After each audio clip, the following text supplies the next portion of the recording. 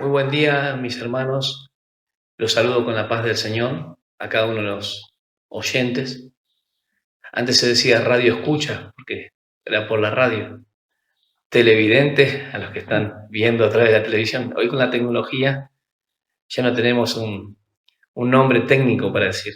A todo aquel que pueda ver el video, siempre escuchando la palabra del Señor con atención, con diligencia, responsabilidad.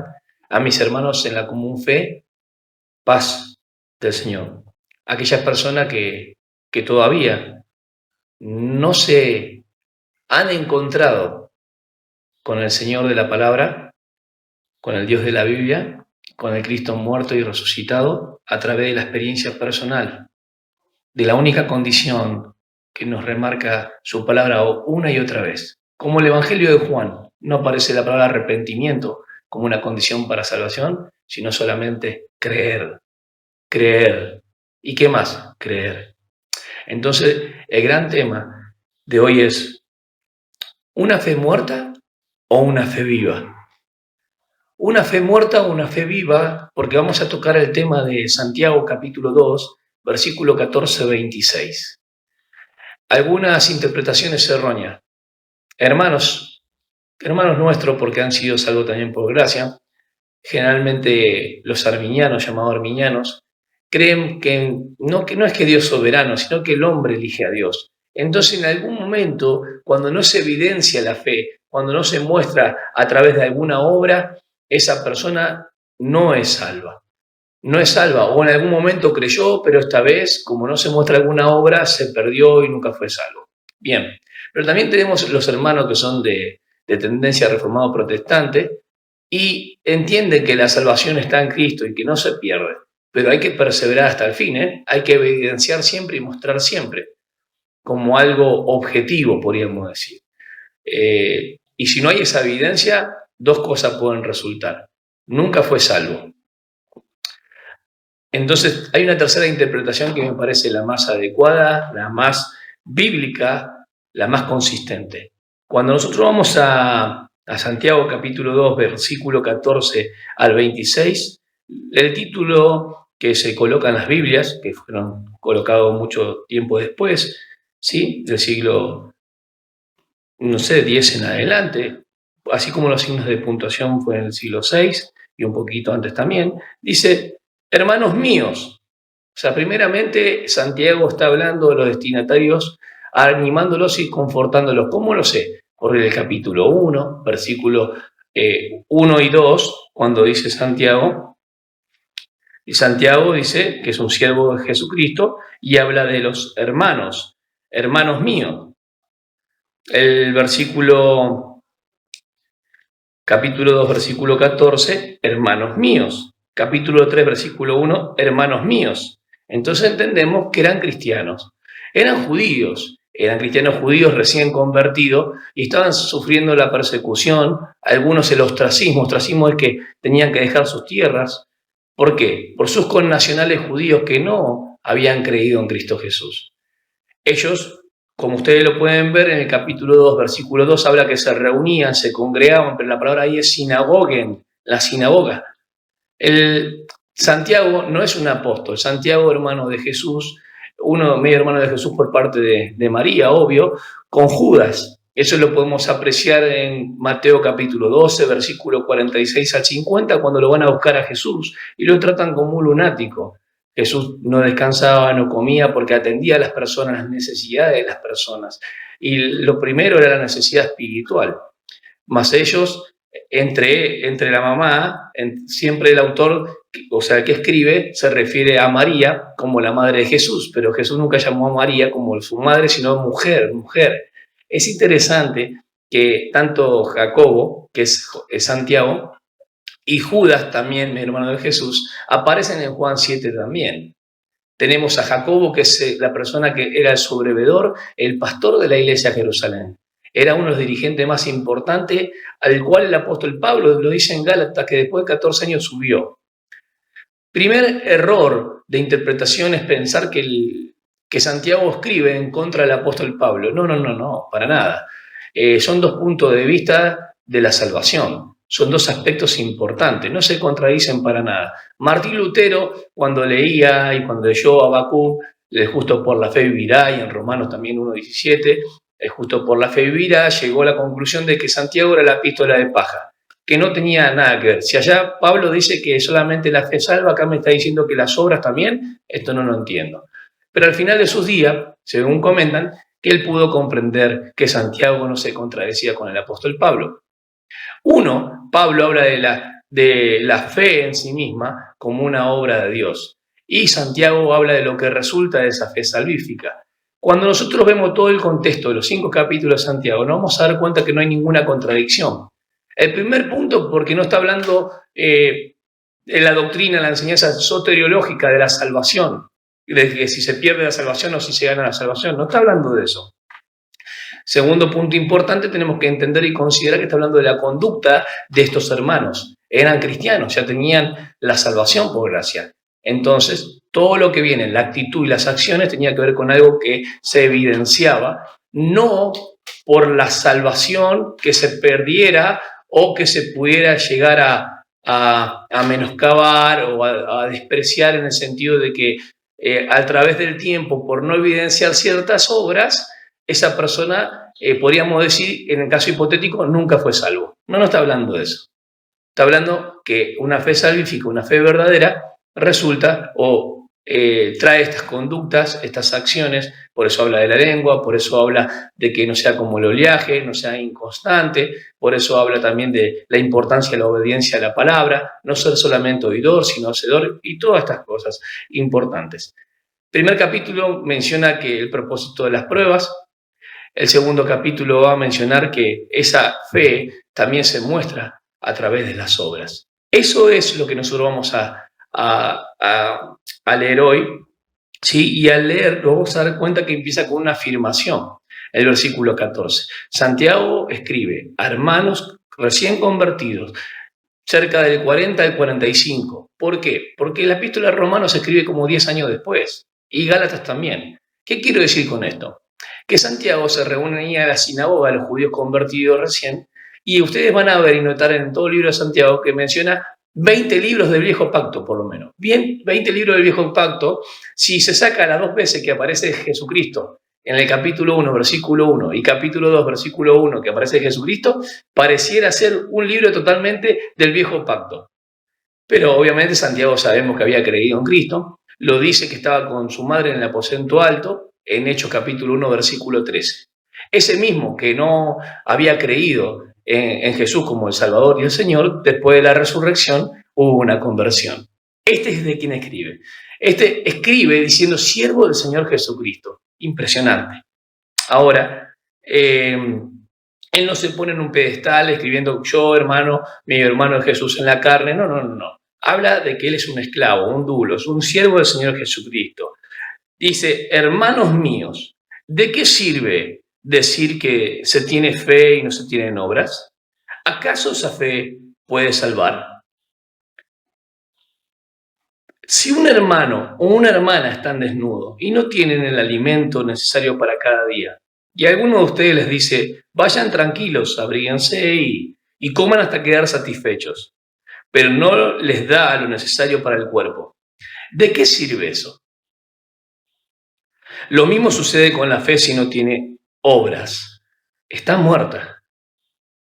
Pero alguien podría decir, tú tienes fe y yo tengo obras. Muéstrame tu fe sin obras y yo te mostraré mi fe por mis obras. Tú crees que Dios es uno y haces bien. Pues también los demonios lo creen y tiemblan. No seas tonto, no seas vacío, no seas vano. ¿Quieres pruebas de que la fe sin obras es muerta? ¿Acaso nuestro padre Abraham no fue justificado por las obras cuando ofreció a su hijo Isaac sobre el altar? ¿No ves que la fe de Abraham actuó juntamente con sus obras y que su fe se perfeccionó por las obras? Y se cumplió la escritura que dice, Abraham creyó a Dios y eso le fue contado por justicia, por lo que fue llamado amigo de Dios. Como pueden ver, podemos ser justificados por las obras y no solamente por la fe. ¿Acaso no fue justificada por las obras Rahab, la prostituta, cuando hospedó a los mensajeros y los ayudó a escapar por otro camino? Pues así como el cuerpo está muerto, si no tiene espíritu, también la fe está muerta si no tiene obras. Vemos que hay una afirmación en el versículo 14, una ilustración del caso si ves a un hermano en necesidad, del 15 al 17. Una objeción en el versículo 18, o una declaración que él dice, pero si alguien podría decir, tú tienes fe, hay una declaración importante ahí. Y sigue el argumento teológico de que el intelecto, o vos puedes decir que crees en Dios y yo también. Decimos, hemos escuchado, oímos, tenemos una buena ortodoxia, pero no una buena praxis. Entonces, después hay una conclusión que es interesante, que coloca el ejemplo no solamente de Abraham, sino de Rahab, la ramera. Vamos a leer el pasaje después en Jueces 2, del versículo 10 hasta el 21 de Rahab, o algunos versículos, y de Abraham vamos a leer Génesis 15, 6, y Génesis 22, versículo del 9 al 11. Primero entonces de Jacobo, escribe a destinatarios, eran creyentes, convertidos, judíos. ¿Por qué lo digo? Porque todavía no tenían el concepto de lo que es cuerpo de Cristo, la iglesia como cuerpo de Cristo. Se congregaban todavía en la sinagoga. Así como aparece en 1 de Pedro capítulo 1:1, son destinatarios judíos, y el autor a los hebreos también escribe a judíos cristianos. Entonces vemos que usa todo el viejo pacto, muchos libros del viejo pacto. Dentro de los 5 capítulos hay 3 doctrinas importantísimas. Primero, la doctrina de Dios. Segundo, la doctrina del pecado, muy fuerte el énfasis sobre la doctrina del pecado. Y la doctrina escatológica. Escatos es lo último. Tiene que ver con la esperanza, tiene que ver con la heredad, tiene que ver con el reino de Dios. Bien, vamos a empezar con el versículo 14, la afirmación. Hermanos míos, ¿de qué sirve decir que se tiene fe y no se tienen obras? ¿Acaso esa fe puede salvar? Ese versículo, vamos a leer otros pasajes del mismo libro. Cuando nosotros estudiamos la palabra sozo, salvar, soter, salvador, soteriología, decimos el estudio de la salvación, no siempre salvar tiene que ver con vida eterna. No siempre tiene que ver con la vida eterna. Muchas veces salvar, como siempre decimos, tiene 2 significados, que es liberar, y también dentro es preservación. Liberar de algo o de alguien. No solamente de la vida eterna, sino de algún peligro. Entonces vamos a ver que dentro del mismo libro se puede responder a qué se refiere. Vamos, por ejemplo, al versículo 21 del capítulo 1. Dice, por lo cual, desechando toda inmundicia y abundancia de malicia, recibid con mansedumbre la palabra implantada, la cual puede salvar vuestras almas. Alguna persona cuando ve alma, la palabra psique, donde viene psicología, o sea, el estudio justamente del alma, el hombre no puede estudiar el alma como tal, sino la conducta nomás, solamente Dios puede hacer una obra en el alma. Por eso psique no solamente es alma de lo que nosotros no vemos, ¿sí?, sino también muchas veces la vida integral de la persona. Entonces tengamos eso en cuenta.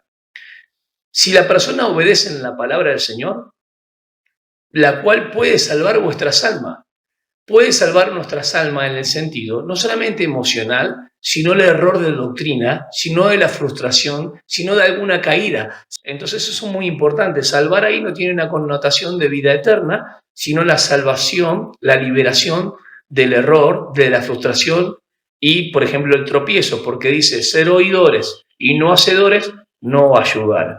No está hablando de pérdida de salvación. Y les puedo demostrar con un versículo anterior. Por ejemplo, el versículo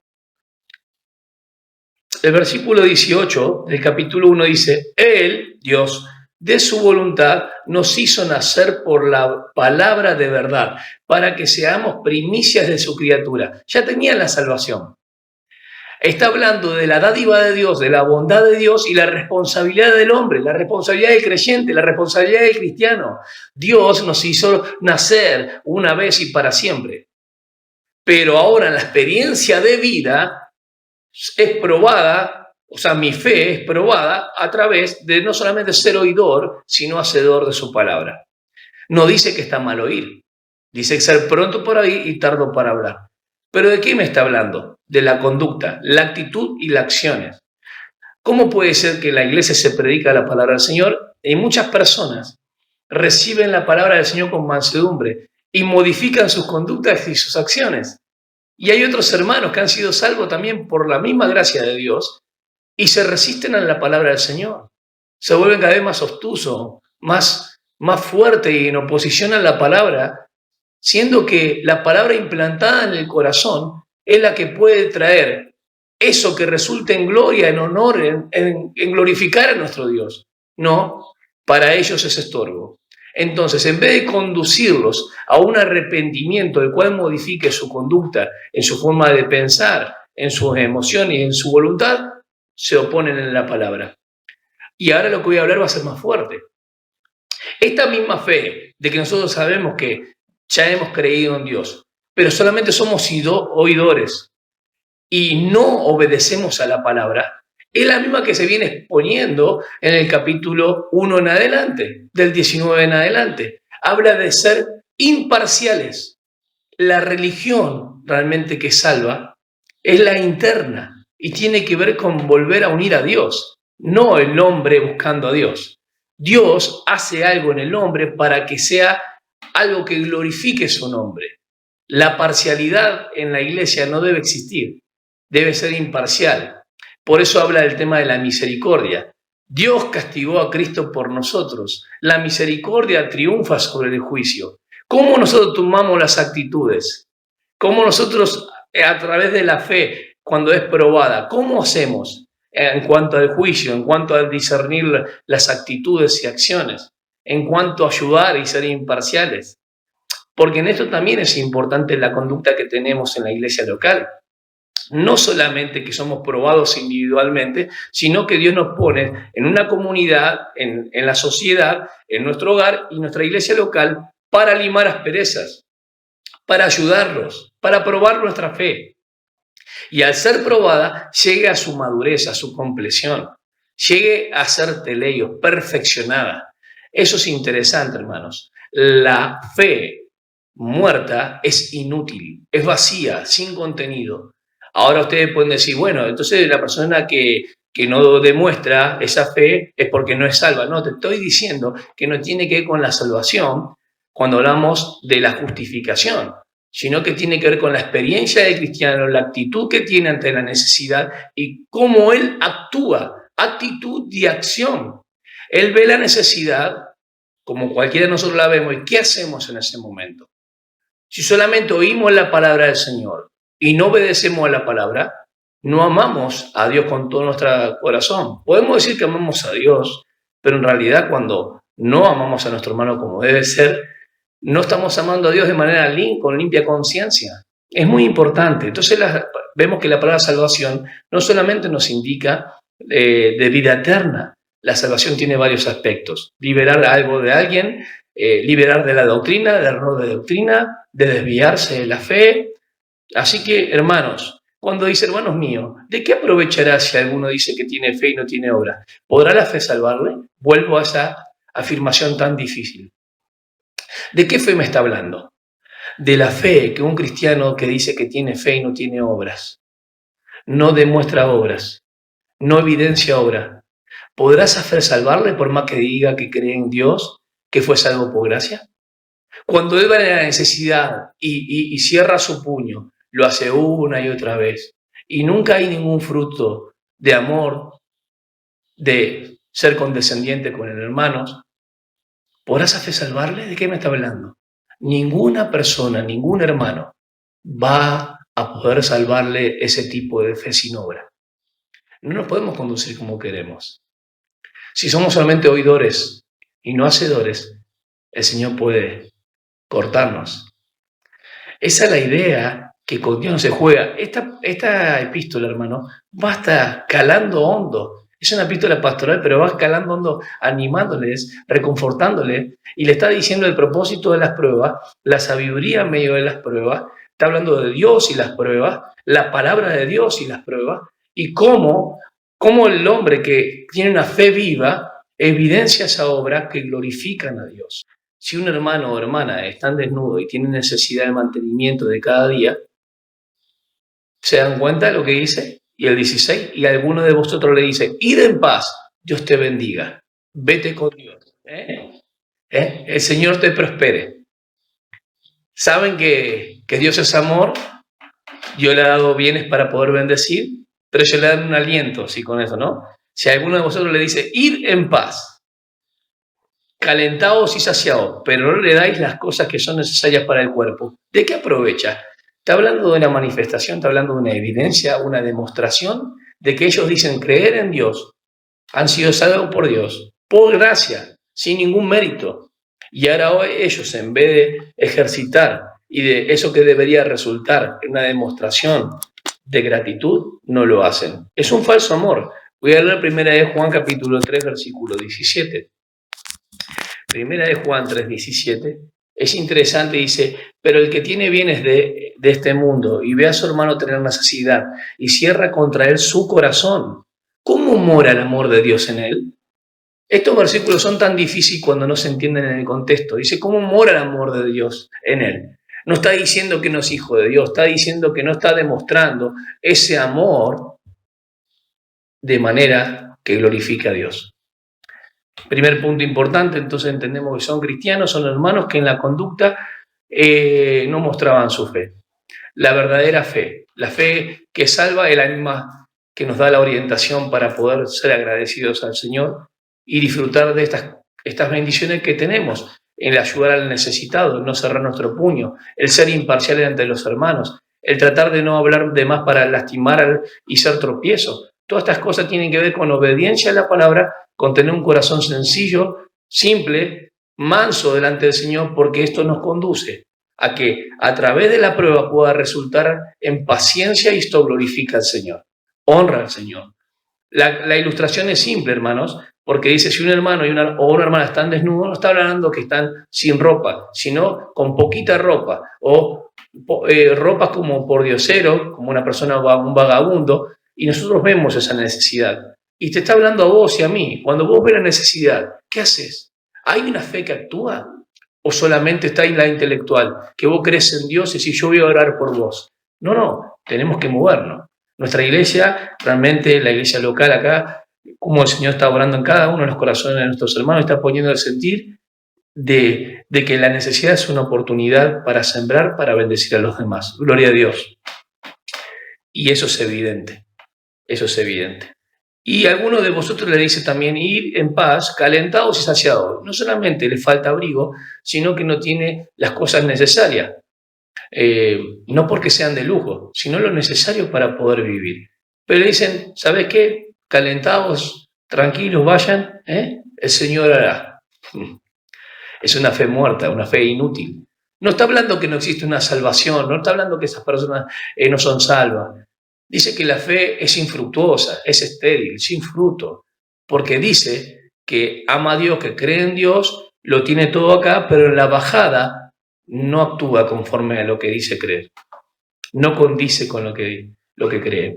Ahora, hermanos, él declara, así también la fe, si no tiene obras, es muerta en sí misma. ¿Por qué? Porque es como decir, nació el bebé, pero murió. Nació, pero murió. Así son las personas que nacieron de nuevo y fueron salvas, pero están muertas sin ningún fruto para Dios. Su fe está muerta, es inútil, no produce fruto. Es importantísimo. Esta fe no puede salvarles de la disciplina del Señor. Pueden aún, prematuramente o en el tribunal de Cristo, perder su recompensa y sus coronas. No se olviden que cuando Jesús en Mateo 16 les habla sobre este aspecto del discipulado, del 24 al 26, va a hablar de salvar su vida, la misma palabra, y no está hablando de pérdida de salvación, sino el camino del discípulo. 24 de Mateo 16. Entonces Jesús dijo a su discípulo, si alguno quiere venir en pos de mí, niéguese a sí mismo y tome su cruz y sígame. Porque todo el que quiera salvar su vida, no habla de vida eterna, su vida la perderá. y todo el que pierda su vida por causa de mí, la hallará. Podemos seguir leyendo y hay que explicar bien lo que siguen los versículos siguientes, porque el hombre no puede pagar el precio por el alma. De acá me está hablando que toda la persona que se entregue enteramente a Jesucristo, el que pierda su vida acá, el que se dé por los demás, el que siga a Cristo y en obediencia a su palabra, va a hallar su vida con recompensa, con corona, con galardones, porque amó a su Señor. Pero el que gane su vida acá, menospreciando lo que Jesús dice en su palabra, va a perder. Y el galardón se halla justamente en el alma, en lo que hagamos, en nuestro cuerpo, sea bueno o sea malo. Es ser controlados con una vida obediente. ¿Tenemos una fe muerta o queremos tener una fe viva? Vamos al ejemplo de Josué 2, donde se nos narra este hecho histórico de Rahab la ramera. Solamente algunos versículos. Ya el pueblo de Israel había cruzado el Mar Rojo y Josué el Jordán. Y ella había escuchado de las proezas que había hecho Dios con Israel, cómo los liberó de manos de Faraón y cómo cruzaron el Mar Rojo, cómo salió el Mar Rojo. Entonces Josué envía a los espías, a los 12 espías a Jericó, una ciudad de mucho pecado, ¿sí? Una muralla grandísima, y algunos ya conocen toda la historia. Lo que yo quiero significar es la parte que cumple esta mujer. ¿Por qué Santiago mete a Rahab?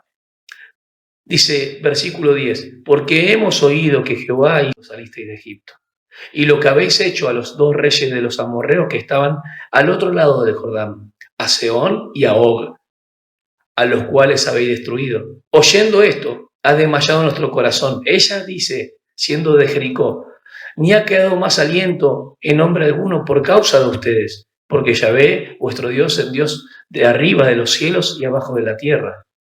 Os ruego pues ahora que me juréis por Yahvé, que como he hecho misericordia con ustedes, así la haréis vosotros con la casa de mi padre, de lo cual me daréis una señal segura, y que salvaréis la vida a mi padre y a mi madre, a mis hermanos, hermanas y a todo lo que es suyo, y que libraréis nuestras vidas de la muerte. Ellos le respondieron, nuestra vida responderá por la vuestra. Si no denunciares este asunto nuestro. Y cuando Yahvé nos haya dado la tierra, nosotros haremos contigo misericordia y verdad. Entonces ella, Rahab, los hizo descender con una cuerda por la ventana por otro camino. Ella había creído al Dios de Israel, que con mano fuerte y poderosa ese era el Dios verdadero. Ella había creído, pero ¿qué pasa? Su fe ahora resultó, se evidenció, se mostró a través de una obra que lo hizo ir por otro camino. No es que no creía en el Dios de Israel, ya había creído. Ahora su fe actuó juntamente. Una fe viva actúa, una fe muerta es inútil, estéril, sin fruto. No dice que es inexistente. Si decimos creer en Dios y amar a Dios, debería resultar en una fe activa. Cuando vemos la necesidad es una oportunidad para bendecir a nuestros hermanos. No es que todas las personas que hacen distintas obras glorifican a Dios. Las obras tienen que ser un resultado de una fe salvífica de un hijo de Dios. Entonces podemos hacer muchísimas obras, pero que no están encaminadas, porque son de la justicia del hombre, son de una forma personal de justificarnos para agradar a Dios. Pero cuando las obras son preparadas de antemano para que anduviésemos en ellas, glorifican a Dios.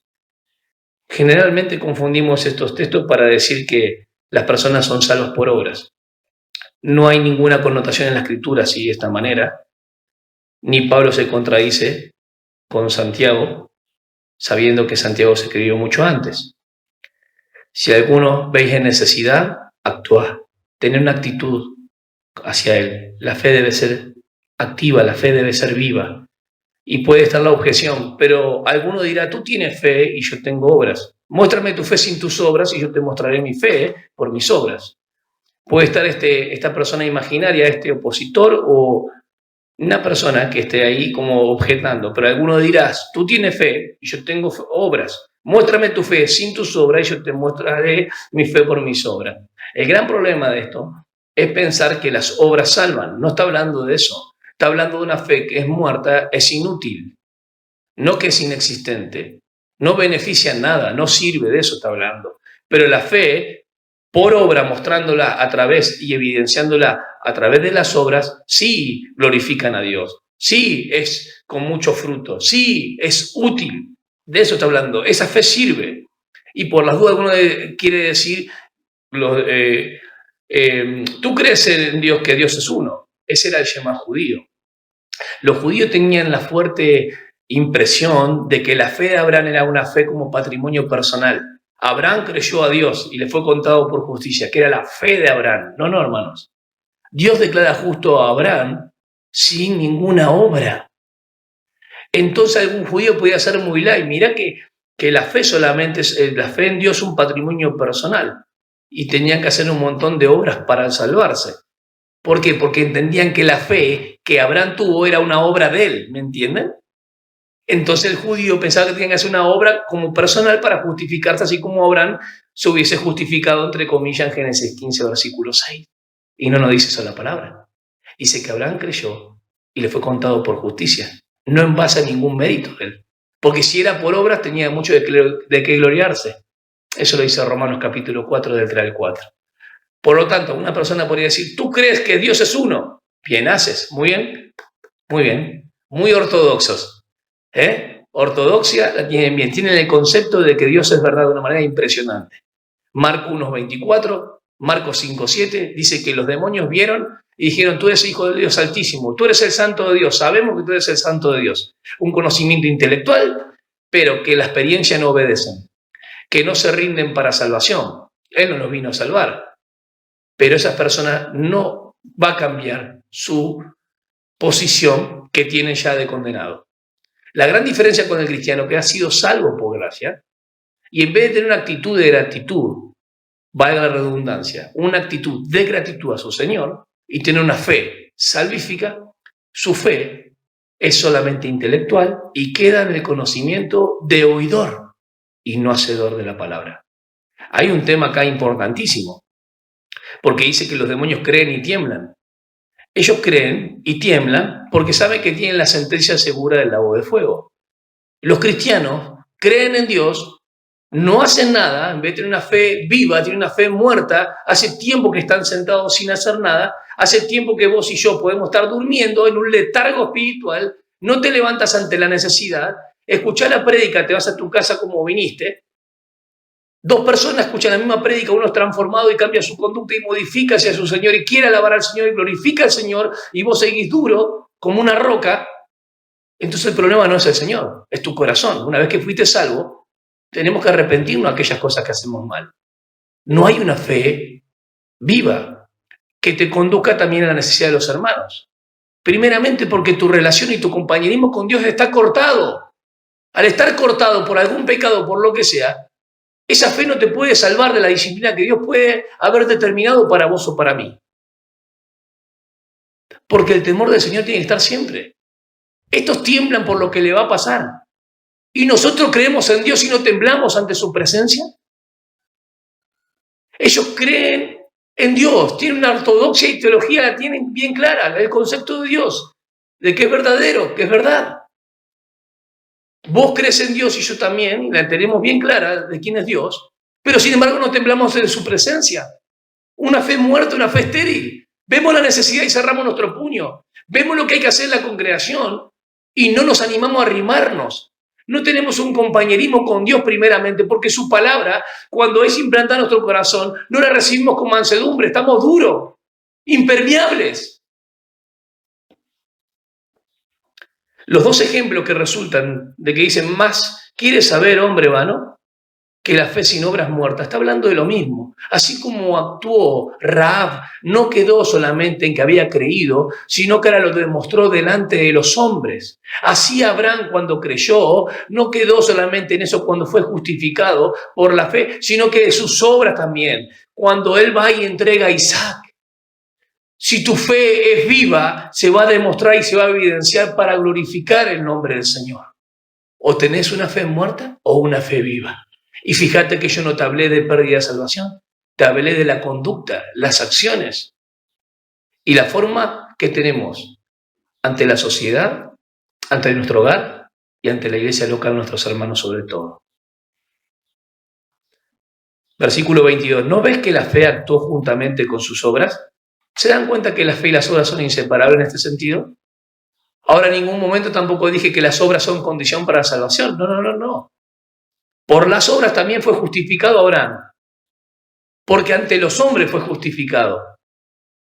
De que se evidenció la fe que él tenía cuando él creyó hace 35 años atrás, en Génesis 15:6. Y se cumplió la escritura que dice: Abraham creyó a Dios y le fue contado por justicia y fue llamado amigo de Dios. ¿Saben por qué llamó Dios amigo a Abraham? Porque cuando Dios lo declara justo a Abraham en Génesis 15:6, eso Dios lo hizo sin ningún mérito. Pero cuando Abraham va y entrega a su hijo Isaac, su fe maduró, su fe se perfeccionó, su fe llegó hasta el pleroma, hasta lo máximo, porque dio a su hijo, al único al que ama.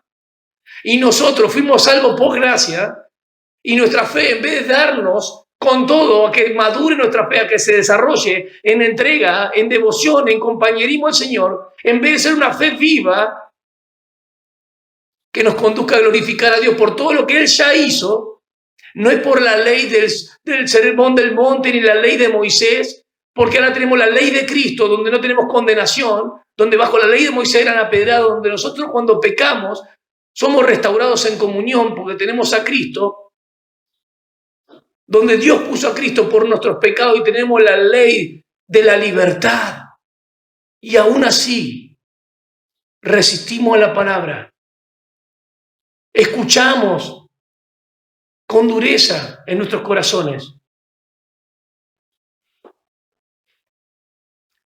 El versículo 24 y 25 es una analogía del 26, una comparación, porque dice: vosotros veis, pues que el hombre es justificado por las obras y no solamente por la fe, del ejemplo de Abraham. Pero por las dudas que solamente se toma Abraham, menciona a Rahab. Versículo 25, hay un argumento final. Fíjense, asimismo también Rahab la ramera no fue justificada por obras cuando recibió a los mensajeros y los envió por otro camino. No fue solamente la fe cuando creyó en Dios, sino que fue justificada por las obras cuando lo mandó por otro camino. Esa fe fue activa, actuó. Júrenme que hay una señal, que nuestras vidas salvarán de nuestra familia. Y ellos dijeron: sí, lo vamos a hacer. Ató, ¿sí?, una cuerda del otro lado, lo llevó por otro camino.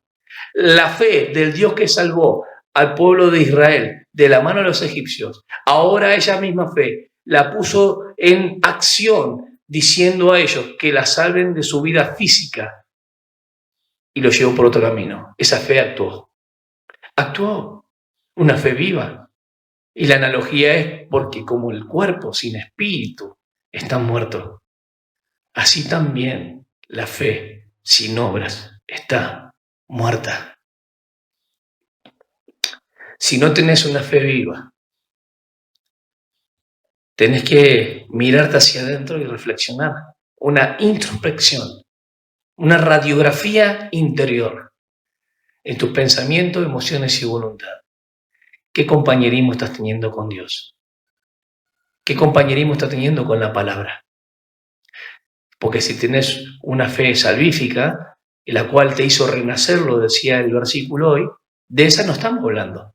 Estamos hablando de lo que debe resultar en gratitud. Debería ser una fe viva. Una fe viva se evidencia y dicen: esta persona hace más fuerte su elección y su vocación, de que no solamente dice que Dios lo amó, sino que también ama a su prójimo, ama a su hermano, ama el lugar donde está. Y sobre todas las cosas, ama hacer la voluntad del Señor. Dios Padre, te alabamos porque tú eres bueno. No queremos una fe muerta, que es inútil, que no sirve, es infructuosa. Es infructuosa porque no honra tu nombre, ni te glorifica.